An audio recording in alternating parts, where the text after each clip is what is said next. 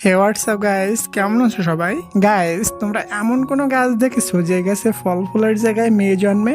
মানে গাছে মেয়ে ধরে আর মেয়ে যখন পেকে যায় তখন পাকা ফলের মতো টপ টপ করে তলায় পড়ে। তোমরা অনেকেই মনে করতে পারো হাসান ভাই মনে হয়তো আজকে পাগল হয়ে গেছে, এটা কিভাবে সম্ভব? ড্রামার জগতে কি না সম্ভব, কিভাবে সম্ভব এবং ওই মেয়েদের নিয়ে ছেলেরা কি করে সেটা আজকের এই এক্সপ্লেনে দেখবো। আর শেষে আমার মতো সব সিঙ্গেল ভাইদের ওই গাছের অ্যাড্রেসটাও দিয়ে দিব। কাল্পনিক মুভিকে রিয়েলিটির মধ্যে নিও না, স্কিপ করে দেখলে বুঝবে না, সব বিনা স্কিপে দেখতে থাকো। কাহিনীর শুরুতে আমাদের হিরো ফ্যাং এবং তার বন্ধু র্যাংকে দেখানো হয়। তারা দুজন একটি জঙ্গলে যাচ্ছিল। একটু সামনে যেতেই হঠাৎ খুব বৃষ্টি শুরু হয়। যখন সে আকাশের দিকে তাকায় তখন সে অদ্ভুত একটা জিনিস দেখতে পায়। যখন তারা ওটাকে টেলিস্কোপ দিয়ে দেখে তখন তারা দেখে ওটা একটি ব্লু রঙের পোর্টাল। ওটা দেখে র্যাঙ্ক কিছুটা ভয় পেয়ে যায় এবং ফ্যাংকে নিয়ে ওখান থেকে চলে যায়। তারা দুজন জঙ্গলের ভিতরে ট্যাঙ্ক লাগায় এবং তার ভিতরে ঘুমায় যায়, কিন্তু ফ্যাংয়ের ঘুম আসছিল না। যখনই সে চোখ বন্ধ করছিল তখনই সে রক্তাক্ত অবস্থায় একটি মেয়েকে দেখতে পাচ্ছিল, যেটাতে সে খুবই ভয় পেয়ে যায় এবং ওখান থেকে উঠে বাইরের দিকে চলে যায়। হাঁটতে হাঁটতে সে মিষ্টি একটা ঘ্রাণ অনুভব করতে পারে এবং ঘ্রাণটি তাকে ওই জিনিসের দিকে আকর্ষিত করে, যেখানে আর কেউ না বরং আমাদের হিরোইন মিউ থাকে এবং সে অজ্ঞান অবস্থায় পড়েছিল। তার শরীর থেকে অনেক ঘ্রাণ ছড়াচ্ছিল এবং তাকে তার দিকে আকর্ষিত করছিল। এরপর ফ্যাং নাকে রুমাল বেঁধে তাকে উঠিয়ে তাদের টেন্টের নিকটে নিয়ে আসে। তার বন্ধু র্যাং মেয়েটিকে দেখে তার বন্ধুকে বলে, তুমি তাকে যেখান থেকে নিয়ে আসছো ওখানে রেখে দিয়ে আসো, কারণ আমরা জানি না এই মেয়েটিকে। এবং সেও তার দিকে অ্যাট্রাক্ট হচ্ছিল, কিন্তু ফ্যাং তার নাক বেঁধে তাকে থামায়। তারা দুজন মিলে ওই মেয়েটিকে র্যাঙ্কের ফ্রেন্ডের কাছে নিয়ে যায় এবং তার ফ্রেন্ড মেয়েটিকে দেখে কান্না করতে শুরু করে। যেটাতে গাইস আমরা এটা জানতে পারি মিহুর ফেরামনের ঘ্রাণ শুধু ছেলেদের উপরে কাজ করে আর মেয়েদের উপরে ওই ঘ্রাণটা উল্টা কাজ করে, আর সে কান্না করতে শুরু করে। ফ্যাং তার রুমে খাদ্য নিয়ে যায়, কিন্তু মিহু তো একদম বাচ্চার মতো ছিল এবং সে তো কিছুই বোঝে না। ফ্যাং তাকে সবকিছু শেখাতে থাকে, খাওয়ার পর কেমন ফিল হয়, কিভাবে খাইতে হয়, এসব কিছু মিহু তো জানেই না। ওখানে হঠাৎ বৃষ্টি শুরু হয়। মিহু ফ্যাংয়ের পিছন থেকে জড়িয়ে ধরে কিস করতে যায়, কিন্তু এটাতে ফ্যাং রেগে যায় এবং তাকে অনেক বকা দেয়। এটাতে সে অনেক ভয় পেয়ে যায় আর ওখানে বসে বসে ছোট মানুষের মতো কান্না করতে থাকে। ওখানে আমরা একটি মোটা লোককে দেখি যে আসলে মিউকে নিতে আসছিল। ফ্যাং যখনই মিহুর চিল্লানোর আওয়াজ শুনতে পায় সে তার রুমে যেয়ে দেখে মিহু নিজে নিজে তার মাথা আয়নার সাথে আঘাত মেরে কেটে ফেলছে, কারণ সে তার লাইফের প্রথমবার আয়না দেখছিল এবং আয়নার ভিতরে নিজে নিজেকে দেখে অনেক ভয় পেয়ে গেছিল। ফ্যাং যখন তাকে ব্যান্ডেজ লাগাচ্ছিল তখনই ফ্যাংকের গার্লফ্রেন্ড ফ্যাংকে ভিডিও কল করে। মেয়েও তার কাছ থেকে ফোন কেড়ে নেয় এবং নিয়ে দেখতে থাকে। ফ্র্যাঙ্কের গার্লফ্রেন্ড এটা দেখে খুবই রেগে যায় যে ফ্র্যাঙ্ক একটা মেয়ের সাথে আছে। তারপর সে তার কাছ থেকে ফোন কেড়ে নিয়ে কল কেটে পুনরায় তার জখম স্থানে মেডিসিন লাগিয়ে দেয়। মেডিসিন লাগানোর সময় সে পুনরায় তার ফেরামনে অ্যাটাক্ট হতে থাকে। বড় কষ্টে সে নিজেকে সামলায়, কিন্তু মিউ তাকে টেনে নেয় এবং কিস করে ফেলে। এটাতে তাদের দুজনের চারপাশে একটা গ্রিন সার্কেল তৈরি হতে থাকে। গ্রিন সার্কেলটা কেন তৈরি হয়েছিল সেটা আমরা পরে জানতে পারবো। তখনই ফ্যাংকের ফ্রেন্ড র্যাং ওখানে চলে আসে এবং তাদের দুজনকে এমন অবস্থায় দেখে ওখান থেকে চলে যায়। ওদিকে মোটু তার পাওয়ারের দ্বারা বুঝতে পারছিল মিহু আশেপাশে কোথাও আছে। মোটু তাকে কেন নিতে আসছে আর কে নিতে পাঠিয়েছে এবং কোথায় নিয়ে যাবে এটা আমরা আস্তে আস্তে বুঝতে পারবো। ওখানে র্যাঙ্কের আঙ্কেল র্যাঙ্কের সাথে দেখা করতে আসে।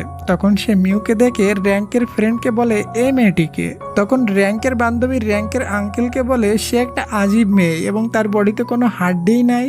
এসব শুনে আঙ্কেল সন্দেহ করতে থাকে এবং বলে এই মেয়েটি আমাদের জন্য বড় বিপদের কারণ হতে পারে। পরের সিনে ফ্যাং মিউকে নিয়ে বড় একটি হসপিটালে নিয়ে যায়, যেখানে ডক্টর তার চেক আপ করতে থাকে। মোটুও খুঁজতে খুঁজতে ওই হসপিটালে চলে আসে এবং হসপিটালের সবাইকে মিহুর ব্যাপারে জানতে চেয়ে মারতে থাকে। কিন্তু মিউ তো আগেই ফ্যাংকের সাথে ওখান থেকে চলে আসছিল এবং গাড়িতে ওঠে মিউ ঘুমায় যায়। ফ্যাং তাকে জাগানোর জন্য যখন তাকে শোয় তখন সে বুঝতে পারে এটা কোনো সাধারণ মানুষ না, কারণ তার শরীরে কোনো হাড্ডিই নাই। রাস্তায় একটা পুলিশ অফিসার তাদের গাড়ি থামায়, সেও মিউর ঘিরানে তার প্রতি অ্যাট্রাক্ট হতে থাকে। তখনই ফ্যাং তার দিকে একটা পারফিউম ঢেলে দেয়। তখনই ইন্সপেক্টরের হুঁশ ফিরে আসে এবং ফ্যাংকের উপরে রেগে যায়। ফ্যাং প্রথমে তাকে সরি বলে এবং ড্রাইভিং লাইসেন্স দেখানোর বাহানায় গাড়ি টান দিয়ে ওখান থেকে ভেগে যায়। তারপর সে মিউকে নিয়ে একটা শপিং এ যায় এবং তার জন্য অনেক কিছু কেনাকাটা করে। সবকিছু শেষ হওয়ার পর তারা যখন শপিং থেকে ফিরছিল তখনই মিউ ওখানে একটা নাগরদোলা দেখতে পায় এবং সে তো বাচ্চাদের মতো ছিল, এই জন্য ওটাতে ওঠার জন্য সে জিদ করতে থাকে। উপায় না পেয়ে ফ্যাং তাকে নিয়ে ওটাতে ওঠে, কিন্তু তখনই হসপিটাল থেকে ডক্টরের কল আসে এবং ফ্যাং বুঝতে পারে মোটু মিহুকে খুঁজতেছে।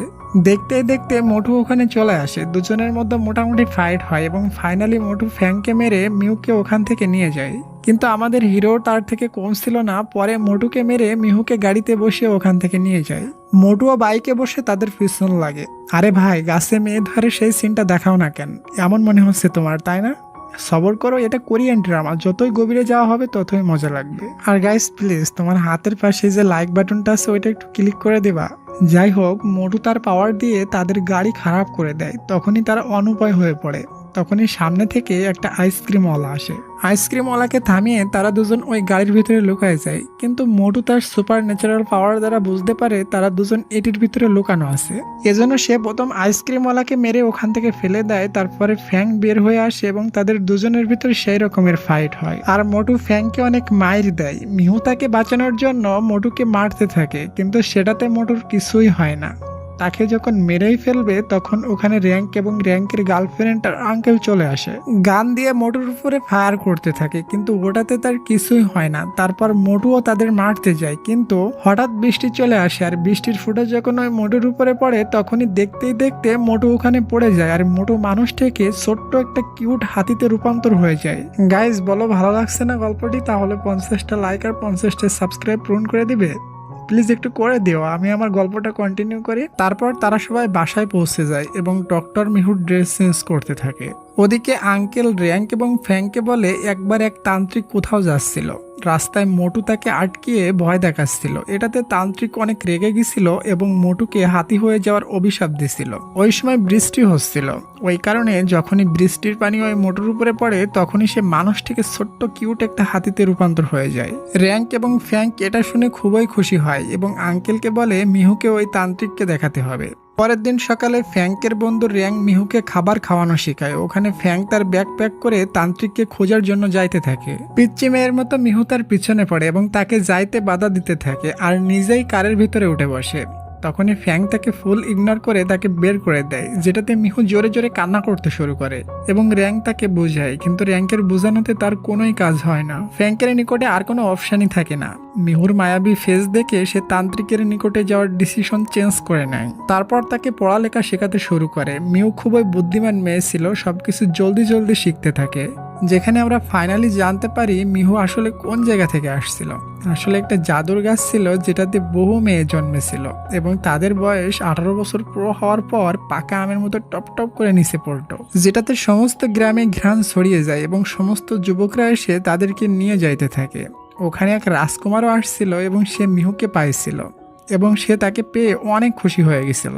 কিন্তু কিন্তু কিন্তু তার এই খুশি বেশি সময় থাকে না, কারণ একটা মানুষরূপী বড় পাখি ওখানে চলে আসে আর মিহুকে উঠিয়ে নিয়ে যাইতে থাকে। যার পর মিহুকে নেওয়ার জন্য দুজনের ভিতরে ফাইট শুরু হয় এবং মিহু তাদের হাত থেকে ছাড়িয়ে একটা ব্লু পোর্টালের ভিতরে যেয়ে পড়ে এবং ওই পোর্টালের কানেকশন মানুষের দুনিয়ার সাথে ছিল, তাই সে ভিন্ন একটা জগৎ থেকে মানুষের দুনিয়া এসে পড়ে।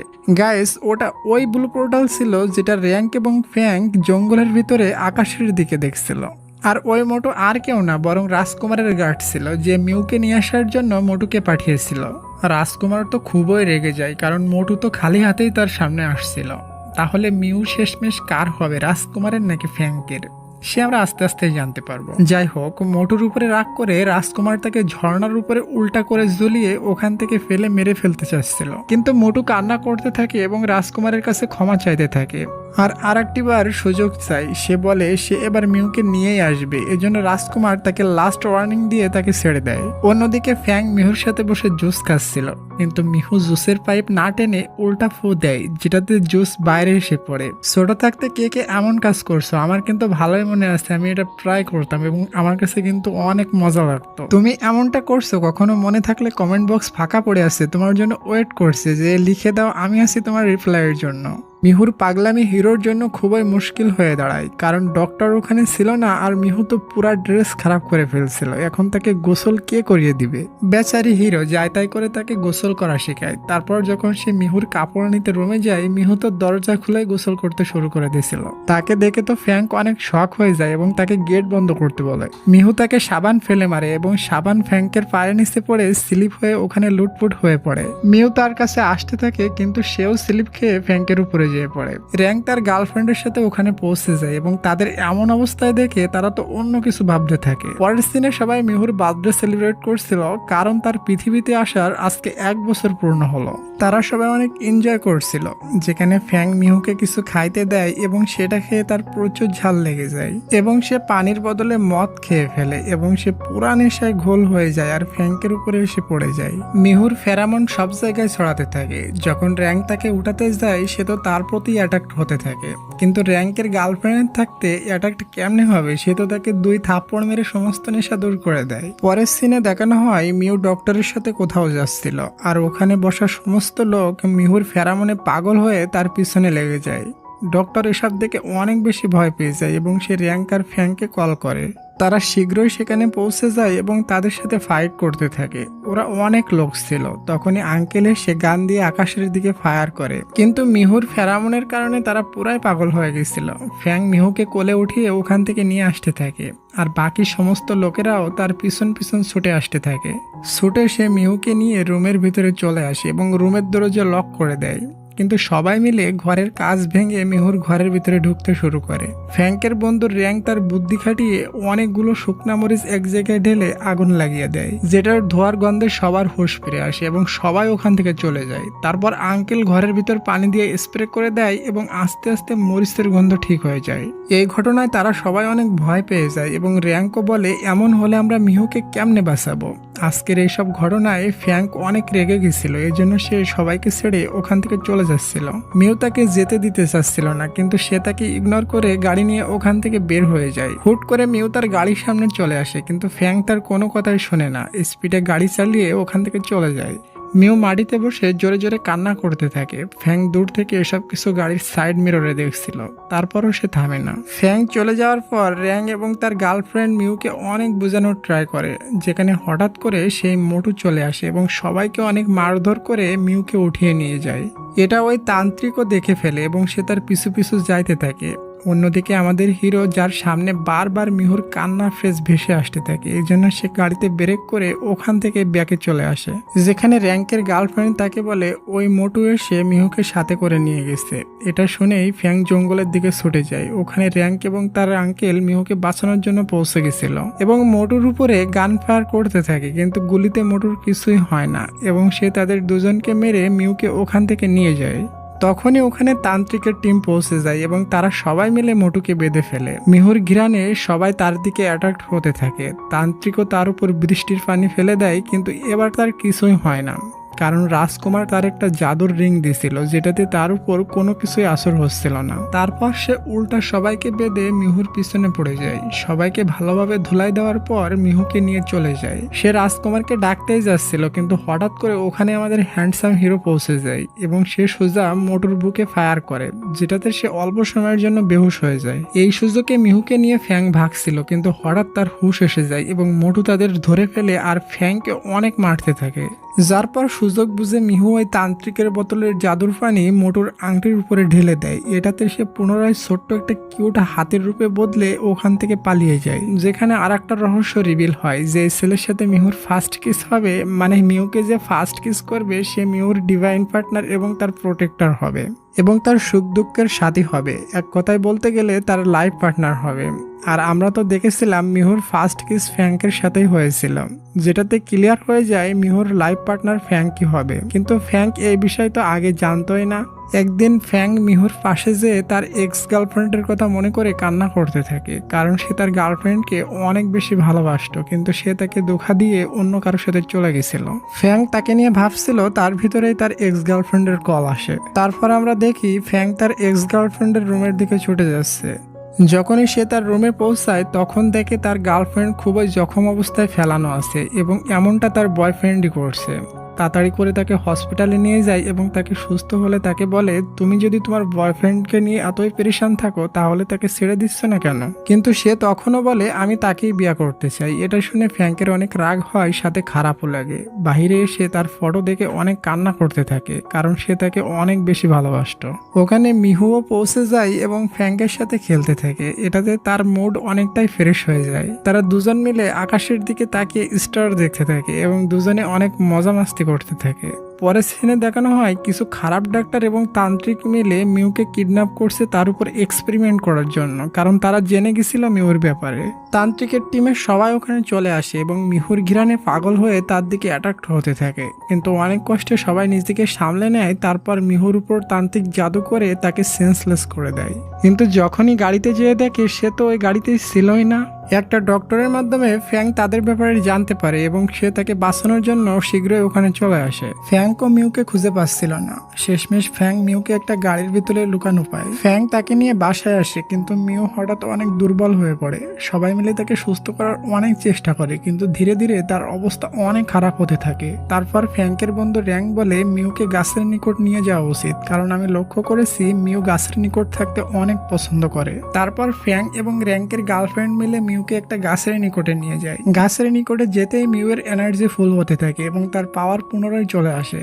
এসব দেখে র্যাংকের গার্লফ্রেন্ড অনেক ভয় পেয়ে যায়। তারপর মিউ ওই গাছ থেকে উড়ে একটি জায়গায় চলে আসে। তারপর তারা বাসায় ফেরে এবং কিছুদিন ভালোভাবেই কেটে যায়। পরের সিনে দেখানো হয় রাজকুমারও মানুষের দুনিয়ায় পৌঁছে গেছে মিউকে খোঁজার জন্য। সে মোটুর সাথে গাড়িতে যাচ্ছিল, তখনই পুলিশ তাদের গাড়ি আটকায় এবং ড্রাইভিং লাইসেন্স চায়। রাজকুমারের এটা একদমই পছন্দ হয় না, এই জন্য সে গিটার বের করে গিটার বাজিয়ে সবাইকে হিপনোটাইজ করে ফেলে। অন্যদিকে মিউ এখন ভালোভাবে কথা বলা এবং লেখাপড়া শিখে গেছে। সে আগের থেকে অনেকটাই চালাক হয়েছে। মিউ বাইরে যাওয়ার জন্য রেডি হচ্ছিল, তখন হাই হিল পড়তে যেয়ে তার পা পিছলে যায় এবং আলমারির উপর থেকে কিছু বই নিচে পড়ে। মিউ ওটার ভিতর থেকে একটা বই উঠিয়ে পড়তে শুরু করে আর কান্না করতে থাকে, কারণ ওই বইতে ফ্যাং মিউকে নিয়ে এবং মিউ যে গাছে জন্মেছিল সেই গাছকে নিয়ে সমস্ত রিসার্চ নোট করে রাখছিল। বেচারা ফ্যাং নিজেই তাকে পড়ালেখা শিখাইছে আর নিজেই প্রবলেমে ফেসে গেছে। সে যদি না শিখাতো তাহলে মিউ এটা থেকে কিছুই বুঝতো না। মিউ কান্না করতে করতে ঘর থেকে বের হয়ে যায়, কারণ সে মনে করছিল ফ্যাং তার সাথে এতদিন শুধু এজন্যই আছে কারণ সে তাকে নিয়ে রিসার্চ করতে চায়।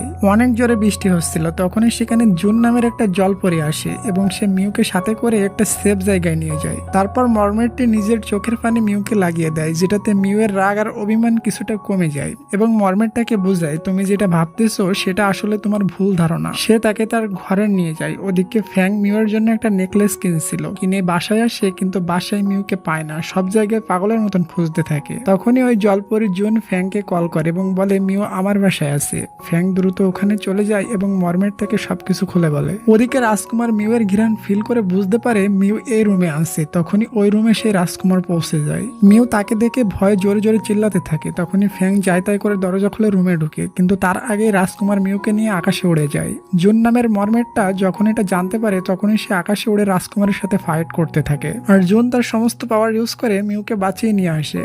জুন বসে তার জখম ঠিক করছিল আর সেটাতে মিউও হেল্প করছিল। ফ্যাংক ওখানে চলে আসে আর মিউকে তার অনেক কাছে দেখে ফ্যাংকের ভালোই জ্বলে, যার পর জুন তাদের একটা নদীর পাশে নিয়ে যায় এবং সে নদীতে নেমে মর্মেটে রূপান্তর হয়ে মিউকে বাই বন্ধু বলে চলে যায়। বাসায় আসার পর ফাইনালি সে মিউকে নেকলেস পরিয়ে তাকে কিস করে।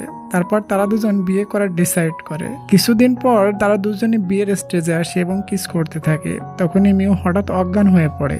যখন তার জ্ঞান ফিরে আসে তখন সে অনুভব করতে পারে যখন ফ্যাং তাকে কিস করছিল তখন তার মনে হচ্ছিল তার বডি পুরোভাবে নষ্ট হয়ে যাচ্ছে। তখনই সে বাথরুমে যায়। ওখানে তার হাতের সমস্ত নখ ধীরে ধীরে পড়ে যেতে থাকে এবং এটা ফ্যাংকের থেকে লুকানোর জন্য নখের উপর টেপ লাগিয়ে নেয়। সাথে মিউয়ের শরীর আস্তে আস্তে খারাপ হতে থাকে। সে গাছ থেকে পাওয়ারও নেয়, কিন্তু সেটাতে কোনো কাজ হয় না। আর এসব কিছু ওই তান্ত্রিকের কালো জাদুর জন্য হচ্ছিল। একদিন হঠাৎ রাজকুমার পুনরায় পৃথিবীতে চলে আসে এবং সে মিউকে উঠিয়ে নিয়ে যায়। র্যাং এটা বুঝতে পারে এবং সে তার গান নিয়ে ওখানে একটি নোট রেখে জঙ্গলের দিকে বের হয়ে পড়ে। ওদিকে তান্ত্রিক এবং ডক্টর সব রাজ জেনে গেছিল। তারা ওই গাছটির খোঁজে ঝর্ণার উপর থেকে লাফ দিয়ে পোর্টালের ভিতরে চলে যায়। ওদিকে রাজকুমার মিউকে তার ওয়াইফ হওয়ার জন্য জোর করতে থাকে, কিন্তু মিউ তাকে বলে সে শুধুমাত্র ফ্যাংকে ভালোবাসে। অন্যদিকে ফ্যাংকও ঝর্ণার উপর থেকে লাফ দেয় এবং ঝর্ণার পোর্টালে যেতেই সে একটা নতুন দুনিয়ায় পৌঁছে যায় এবং ওই দুনিয়াটা দেখতে খুবই সুন্দর ছিল। ওখানকার লোক ফ্যাংকের নিকটে এসে বলে সে কে। ফ্যাং তাদের সমস্ত স্টোরি শোনাতে থাকে। ওখানকার একটা রাজা ফ্যাংকের নিকটে আসে এবং ফ্যাংকে বলে মিহু আর তোমার সাথে দেখা করতে পারবে না, তুমি তোমার দুনিয়াতে চলে যাও। আর সে রাজকুমারকে যে বলে মানুষের দুনিয়া থেকে কেউ মিউকে নিতে আসছে।